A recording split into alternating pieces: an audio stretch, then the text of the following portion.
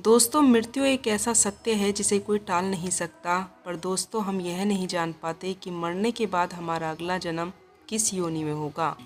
लेकिन गरुड़ पुराण में जन्म मरण कर्म के बारे में विस्तृत रूप से जानकारी दी गई है। तो आइए दोस्तों, शुरुआत करते हैं गरुड़ पुराण की उस ज्ञान की जिसमें बताया गया है कि मनुष्य के मरने के बाद उसका अगला जन्म किस रूप में होगा।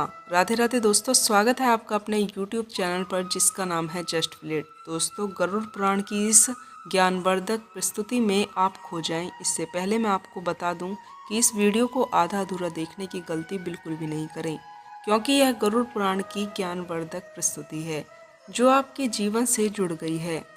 गरुड़ पुराण की इस रहस्यमय ज्ञान को जानने के बाद आपके जीवन से जुड़ी समस्त लोभ क्रोध मोह खत्म हो जाएगा। दोस्तों, भगवान श्री कृष्ण कहते हैं कि कभी भी किसी व्यक्ति को गरुड़ पुराण की बातों को आधा अधूरा नहीं सुनना चाहिए, क्योंकि आधा अधूरा ज्ञान हमेशा विष के समान होता है।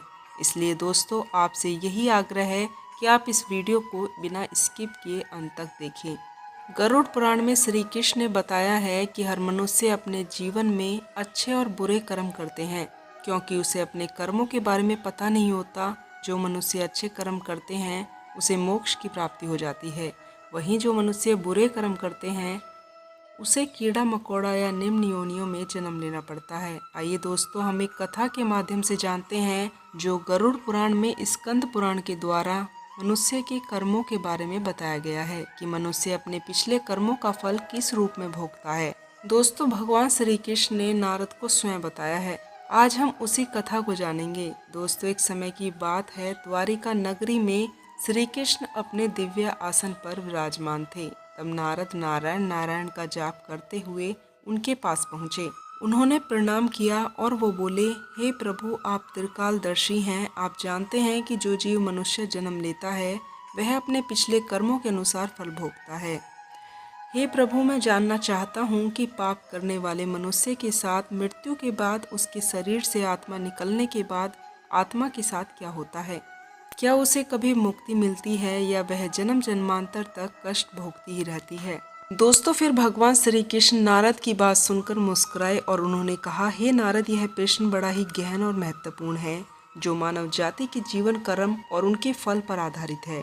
मैं तुम्हें एक ऐसी कथा सुनाता हूँ जो न केवल तुम्हारे इस प्रश्नों का उत्तर देगी बल्कि हर मनुष्य के लिए एक चेतावनी और प्रेरणा भी होगी।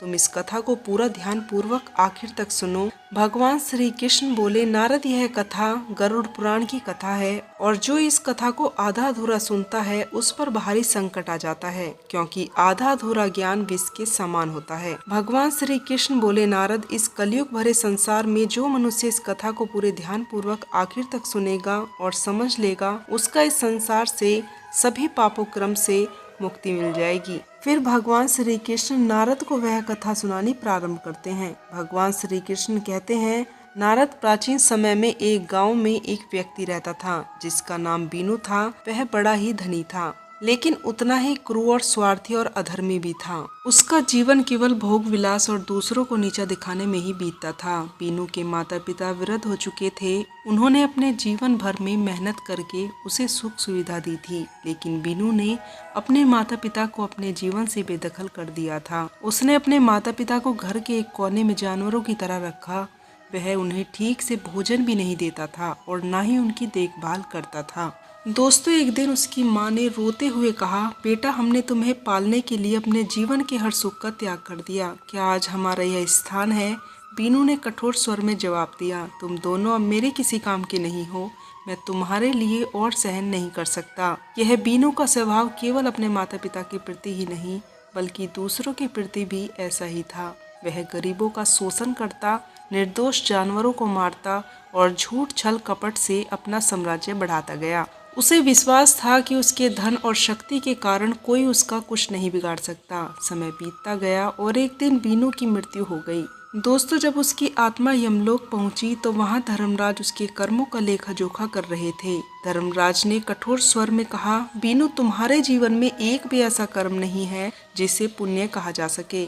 तुमने केवल अपने स्वार्थ के लिए पाप किए हैं। तुम्हें नरक की भयंकर यातनाएं सहनी होंगी। इसके बाद तुम्हें ऐसी योनियों में जन्म लेना होगा जहाँ केवल कष्ट ही कष्ट है। बीनू को यमदूत के द्वारा नरक के विभिन्न क्षेत्रों में ले जाया गया। अग्निकुंड, जहाँ उसे निर्दोष जानवरों की हत्या के पाप के लिए जलाया गया। फिर उसे शिला यातना दी गई, जहाँ अपने माता पिता के अपमान के कारण उसे लोहे की शिला से कुचला गया। फिर उसे अंधकार की सजा दी गई, जहाँ उसे भय और तड़प का अनुभव हुआ। फिर भूख प्यास का दंड दिया गया, जहाँ वह प्यास से तड़पता रहा, लेकिन केवल उसे जहर पीने के लिए दिया गया। फिर पूर्ण जन्म का चक्र लौट आया, जहाँ उसे नर्क की यातनाएं झेलने के बाद धर्मराज ने घोषणा की कि अब तुम्हें अपने कर्मों के अनुसार पशु योनि में जन्म लेना होगा। बीनू का जन्म एक गिद्ध के रूप में हुआ। उसे गला हुआ मांस खाना पड़ा और वह हमेशा असुरक्षित और तृषा से भरा रहा। लेकिन उसका कष्ट यहीं समाप्त नहीं हुआ। उसने अगले कई जन्मों तक कीट, सांप और अन्य निम्न योनियों में जन्म लिया। फिर कई योनियों में भटकने के बाद बीनू की आत्मा ने प्रायश्चित करने का निश्चय किया। अगले जन्म में उसने एक गरीब किसान के घर जन्म लिया। उसने अपने जीवन को धर्म और परोपकार के मार्ग पर समर्पित कर दिया। वह अपने माता पिता की सेवा करता था, दूसरों की सहायता करता और भगवान का ध्यान करता।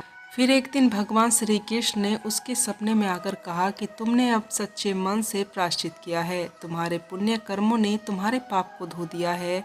अब तुम्हें मानव जन्म में मुक्ति का अवसर मिलेगा।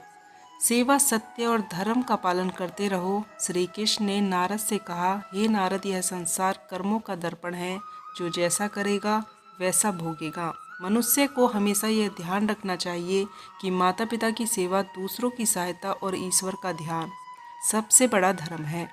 जो मनुष्य अपने माता पिता का अपमान करता है, दूसरों को कष्ट देता है, उसे न केवल नरक में भयंकर यातनाएं मिलती हैं, बल्कि वह जन्म जन्मांतर तक दुख भोगता है। लेकिन जो अपने कर्म सुधार लेता है, वह इस चक्र से मुक्त हो जाता है। यह संसार एक अवसर है। धर्म, सत्य और सेवा ही मनुष्य का जीवन है। मनुष्य को यह समझना चाहिए कि मृत्यु के बाद केवल उसके अच्छे कर्म ही उसके साथ जाते हैं। दोस्तों, यह कथा हमें यह सीख देती है कि जीवन क्षण भंगुर है, लेकिन कर्मों का चक्र अनंत है। हर पाप का दंड और हर पाप का पुण्य फल निश्चित होता है। दोस्तों, माता पिता के चरणों में स्वर्ग है और उनका सम्मान और सेवा सबसे बड़ा धर्म है। जो इस सत्य को समझेगा वह न केवल इस जीवन में सुखी रहेगा, बल्कि मृत्यु के बाद भी शांति और मोक्ष को प्राप्त होगा। ये मनुष्य अपने कर्मों पर ध्यान दो, स्वार्थ, पाप और अहंकार को त्यागो, धर्म, सत्य और सेवा को अपनाओ, क्योंकि यही जीवन का सबसे बड़ा सत्य और मार्ग है। दोस्तों, गरुड़ पुराण हमें सिखाता है कि मनुष्य का जीवन उसकी मृत्यु और पूर्व जन्म के कर्मों के अनुसार होता है। गरुड़ पुराण हमें केवल मृत्यु के बाद के मार्ग के बारे में नहीं सिखाता, बल्कि यह भी सिखाता है कि वर्तमान जीवन कैसे जिएं, ताकि हमारा अगला जन्म श्रेष्ठ योनि में हो और हम मोक्ष की ओर अग्रसर हो सकें। दोस्तों, श्री कृष्ण कहते हैं कि हर मनुष्य के कर्मों के अनुसार ही उसका अगला जन्म तय होता है। गरुड़ पुराण में यह भी बताया गया है कि हर मनुष्य का पूर्ण जन्म होता है, यानी हर प्राणी मरने के बाद फिर से दोबारा जन्म लेता है। दोस्तों, हिंदू धर्म ग्रंथ के अनुसार हर मनुष्य का पूर्व जन्म उसके पिछले कर्मों के अनुसार ही होता है। परंतु दोस्तों, हर मनुष्य को यह जानने की उत्सुकता मन में बनी रहती है कि हमारा अगला जन्म किस योनि में होगा, मनुष्य के रूप में या किसी कीड़े मकोड़े के रूप में।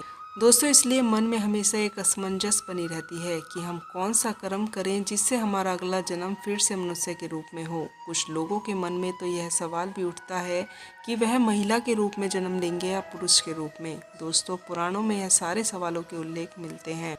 दोस्तों, गरुड़ पुराण कहता है कि जीवन एक बोया हुआ खेत की तरह है। जैसे आप खेत में बीज डालोगे वैसे ही फल मिलेगा। उसी प्रकार मनुष्य जैसा कर्म करता है उसी प्रकार उसे फल की प्राप्ति होती है। यदि कोई व्यक्ति अपने जीवन में सच्चाई, प्रेम और सेवा के बीज बोए तो उसका अगला जन्म उसके कर्मों के अनुसार उच्च योनि में होगा। उस व्यक्ति का अगला जन्म ऐसे योनि में होगा जहाँ उसे सुख, समृद्धि, शांति पूर्वक और आध्यात्मिक शांति की भी प्राप्ति होगी। परंतु यदि व्यक्ति अपने जीवन से ईर्ष्या, हिंसा और लोभ के बीज बोएगा, वही कर्म मनुष्य के अगले जन्म को अंधकार में बना देता है। वह मनुष्य निम्न योनियों में जन्म लेता है, जैसे पशु, कीड़ा मकोड़ा, कुत्ता, बिल्ली। यहाँ तक कि उस मनुष्य की आत्मा को नरक की ओर प्रस्थान भी करना पड़ता है। जहाँ आत्मा को विभिन्न यातनाएं दी जाती हैं। दोस्तों, गरुड़ पुराण कहता है कि मृत्यु के क्षण में आपकी अंतिम सोच और भावना ही आपके अगले जन्म को निर्धारित करती है। यदि मनुष्य के मरने के समय मन शांत है और ईश्वर के प्रति समर्पित है तो आत्मा उच्च लोकों में जाती है। वहीं मनुष्य के मरने के समय यदि मन अस्थिर है और शारीरिक इच्छाओं में फंसा हुआ है तो आत्मा को पुनर्जन्म के चक्र में लौटना पड़ता है। गरुड़ पुराण हमें यह भी बताता है कि आत्मा का पुनर्जन्म का उद्देश्य आत्मा को शुद्ध करना होता है। आत्मा बार बार जन्म इसलिए लेती है ताकि वह अपने कर्मों का फल भोग सके और ईश्वर की ओर बढ़ सके। दोस्तों, हिंदू ग्रंथ में यह भी उल्लेख मिलता है कि जो मनुष्य जन्म लेता है उसकी मृत्यु अवश्य होती है। यदि मनुष्य ने अपने जीवन में अच्छे कर्म किए हैं तो उसे उच्च योनि में जन्म मिलता है। यदि मनुष्य ने पाप कर्म किए हैं तो उसे निम्न योनि में दुखद जीवन का सामना करना पड़ता है। यह कर्मी के आधार पर होता है। दोस्तों, मनुष्य जो भी अच्छे या बुरे कर्म करता है वह एक अदृश्य ऊर्जा के रूप में उसके साथ रहता है। मृत्यु के बाद आत्मा अपने कर्मों के आधार पर अगली योनि या जीवन का चयन करती है। दोस्तों, गरुड़ पुराण हिंदू धर्म का एक पवित्र ग्रंथ है जिसमें मृत्यु, पुनर्जन्म और कर्म फल के बारे में विस्तार पूर्व से बताया गया है। यह ग्रंथ विशेष रूप से मृत्यु के बाद आत्मा की यात्रा, पाप और पुण्य, मनुष्य के पुनर्जन्म, अपने अच्छे और बुरे कर्मों के अनुसार अगले योनियों में जन्म लेता है। दोस्तों, गरुड़ पुराण के अनुसार मृत्यु के बाद आत्मा यमलोक जाती है जहाँ उसके कर्मों का लेखा जोखा किया जाता है। कर्मों के आधार पर ही आत्मा को स्वर्ग और नरक या पूर्व जन्म का रास्ता दिखाया जाता है। यदि आत्मा पापी अधिक है तो आत्मा नरक की यातना भोगती है, फिर निम्न योनियों में जन्म लेती है। यदि आत्मा ने पुण्य कर्म किए हैं तो आत्मा स्वर्ग में सुख भोगती है और फिर पुनः जन्म मानव योनि में लेती है। श्री कृष्ण ने बताया है मनुष्य के वह 5 भूल जिन्हें भूल कर भी नहीं करना चाहिए, जिन्हें अगर मनुष्य गलती से भी करते हैं तो उनका अगला जन्म निम्न योनियों में होता है, जैसे कीड़ा मकोड़ा, बिल्ली आदि। पहला है माता पिता का अपमान और अनादर। दोस्तों, जो व्यक्ति अपने माता पिता का अपमान करता है या उनकी सेवा नहीं करता, उन्हें कष्ट पहुंचाता है, उसको अगले जन्म में अत्यंत निम्न योनि में जन्म लेना पड़ता है, जैसे सांप, बिच्छू या डंक मारने वाले जीव। उस मनुष्य को अपने कुकर्म का दंड भोगना ही पड़ता है। धार्मिक ग्रंथ गरुड़ पुराण में कहा गया है कि माता पिता के चरणों में स्वर्ग है, उनकी सेवा ही सबसे बड़ा पुण्य है। दोस्तों, दूसरा है अहंकार और अभिमान। दोस्तों, यदि कोई अहंकारी व्यक्ति किसी दूसरे को नीचा दिखाता है, दूसरे का अनादर करता है, अपने आप को सबसे बड़ा मानता है, तो उसका अगला जन्म किसी ऐसी योनि में होता है जहाँ उसे अपमानित जीवन जीना पड़ता है, जैसे कुत्ता, गधा। दोस्तों, अहंकार मनुष्य का सबसे बड़ा दुश्मन है। गरुड़ पुराण में कहा गया है कि अहंकारी मनुष्य को कभी मोक्ष की प्राप्ति नहीं होती। दोस्तों, तीसरा है झूठ और धोखा। दोस्तों, जो भी व्यक्ति झूठ बोलता है और दूसरों को धोखा देता है उसे ऐसे जीवन में रखा जाता है जहां उसे स्वयं धोखे और अपमान का सामना करना पड़ता है। ऐसे लोग मृत्यु के बाद कष्ट सहते हैं। तोता या अन्य बोलने वाले पक्षियों की योनियों में जन्म लेता है। चोरी या छल। दोस्तों, जो व्यक्ति चोरी और छल से किसी का धन अर्जित करता है और किसी के साथ विश्वासघात करता है और उसका दिल दुखाता है तो उस व्यक्ति को अगले जन्म में निर्धनता और अपमान का जीवन जीना पड़ता है और उसे चूहा आदि योनि में जन्म लेना पड़ता है। दोस्तों, महाभारत के अनुसार ईमानदारी और सत्य का पालन मनुष्य को ऊंचाई तक ले जाता है। नंबर 5 है स्वार्थ और लाभ। दोस्तों, जो व्यक्ति लोभ स्वार्थ करते हैं उसे अगले जन्म में ऐसा जीवन मिलता है जहां उसे अपनी इच्छाओं की पूर्ति के लिए कड़ी मेहनत करनी पड़ती है। पहले जन्म में व्यक्ति ऐसी योनि में जन्म लेता है जहां वह हमेशा भूख, प्यास और असंतुष्ट रहता है। दोस्तों, गीता में कहा गया है कि लोभ मन का विनाश करता है। मनुष्य के कर्म ही उसके अगले जन्म को तय करते हैं। दोस्तों, गरुड़ पुराण और गीता जैसे ग्रंथों में बताया गया है कि मनुष्य को अच्छे कर्म मोक्ष की ओर ले जाते हैं, जबकि बुरे कर्म उसे निम्न योनियों में जन्म लेने के लिए बाध्य करते हैं। अतः हमें सदैव धर्म, सत्य और परोपकार का पालन करना चाहिए और अपने जीवन को सन्मार्ग की तरफ ले जाना चाहिए। दोस्तों, गरुड़ पुराण सिखाता है कि मृत्यु के बाद का जीवन हमारे कर्मों का फल है। यह ग्रंथ हमें यह समझने की प्रेरणा देता है कि अपने जीवन में धर्म, सत्य और परोपकार का पालन करना ही चाहिए। यह हमारा कर्तव्य है। आत्मा की मुक्ति और अगले जन्म में उच्च योनि को प्राप्त करने के लिए मनुष्य को अपने कर्मों पर ध्यान देना चाहिए। इसी के साथ गरुड़ पुराण की यह जानकारी यहीं समाप्त हुई। अगर आपको यह जानकारी पसंद आई हो तो चैनल से जुड़े रहने के लिए चैनल को सब्सक्राइब करें और मोटिवेट करने के लिए वीडियो को लाइक करें। तो दोस्तों मिलती हूँ श्री कृष्ण के अन्य उपदेशों के साथ। तब तक के लिए आप लोग अपना ध्यान रखें, खुश रहें। जय सनातन, जय श्री कृष्णा।